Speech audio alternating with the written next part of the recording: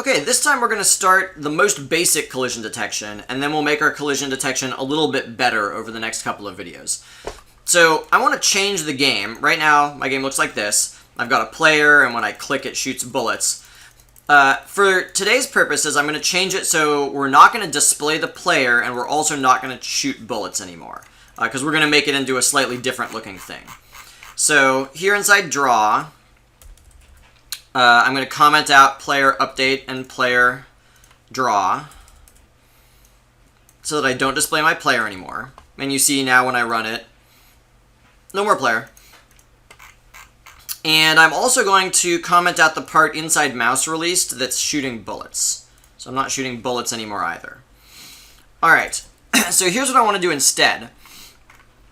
What I want to do is, when I run the game, I've still got asteroids going. So I want to make a game where if I click on an asteroid, maybe that will make it disappear. And it's going to count how many asteroids have I clicked directly on top of.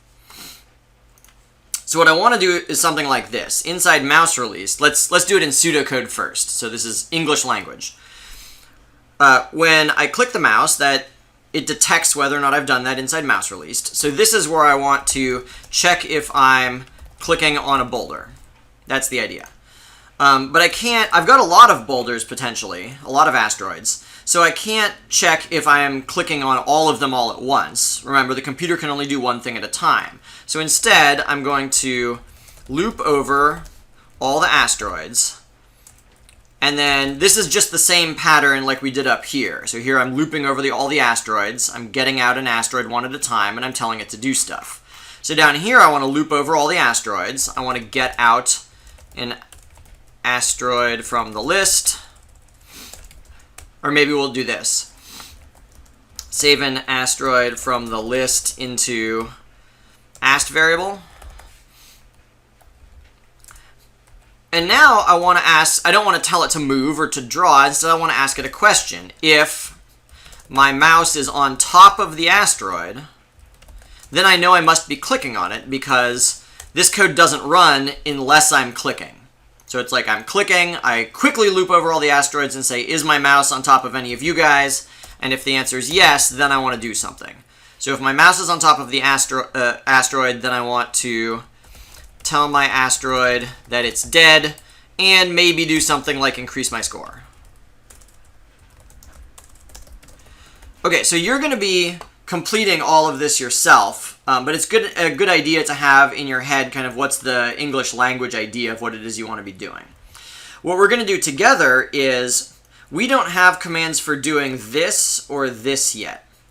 So the way you check if my mouse is on top of the asteroid is with a method, something like this. If my asteroid is in a variable called ast, I would say ast is point hitting, and then I would give it my mouse x and my mouse y. So we are going to write this isPointHitting method. And the idea is I'm giving it some coordinates for a point, and I want to know, is that point inside that object? So I'm asking the object to do this command. Is that point hitting you? So let's go ahead and put that inside GameObj. Here I am inside GameObj. It's got to return Boolean because it's a yes or no question. And it's called isPointHitting, and I'm going to give it a float as px for point x and py for point y. So I need to check, is this point x and point y inside my object? Excuse me. So now what happens is a little bit different depending on how you're drawing. So for me, in my draw command, I'm drawing my image so that it's centered on the xy coordinates. So, in other words, if I want to know if my point is hitting my object, I have to imagine, is point x is it within the width of my image if that width is centered on my x coordinate? You're going to do something very different if you're not centering on your image. So I want to do something like this. I want to say, like, if the px is bigger than my x-coordinate minus image.width divided by 2. So x is like the middle of my image. If I subtract half the width, That means x minus half the width is the left-hand side of my image. So I'm saying, is my x-coordinate bigger than the left-hand side of my image? And I also want to see if it's smaller than the right-hand side of my image. So I'll have some ands. It's important to make sure that your parentheses match. So here, like, this is one statement. Is px bigger than the left-hand side of the image? And px is smaller than the right-hand side of the image. And all of that's contained inside a big set of parentheses. So is px smaller than the right-hand side of my image? I'll let you fill in that part. So let's go ahead and open a curly brace there. So that's only checking sort of, am I horizontally in the right spot? Am I between the left and the right? Let's also do vertically.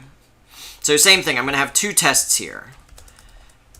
Sometimes I like to do this. I like to just get the template right, because I know I'm going to have some curly braces. I know I'm going to put one question here and one question here, and I want them both to look like, I want them both to happen together, so I'll put an and. And now I can just fill in the middles, and I'm sure everything matches up. Okay, so I also want the y-coordinate to be larger than the center y-coordinate minus image.height divided by 2. So y is the center in the up and down direction. When I'm subtracting the height, when I'm subtracting half the height of my image, this whole expression gives me the top of my image. So I'm saying I've got to be bigger than the top of my image. And remember, the coordinates are kind of backwards, so bigger than actually means beneath on the screen. And then same thing, I want to ask, is py smaller than the bottom of the image? And I'll let you fill in that part. Okay, so if my x-coordinates are right and my y-coordinates are right, I'll return true. Otherwise, at the very end, I'll return false. So that should work for is point hitting. All right, so how are we going to use it? Let's go back to main. So I'll let you loop over all the asteroids, save an asteroid to the list, because it's very similar to how you do that when you're displaying them.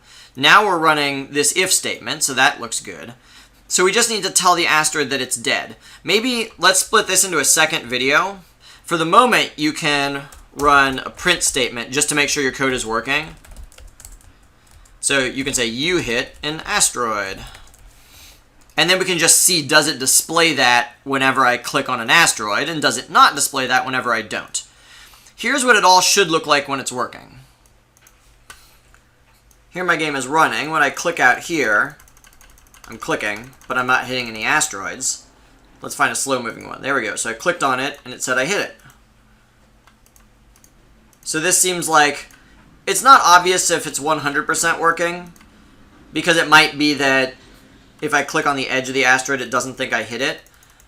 But at least this is a good test to see, is it approximately working? And it seems like it's approximately working. So we'll do a more thorough test next time.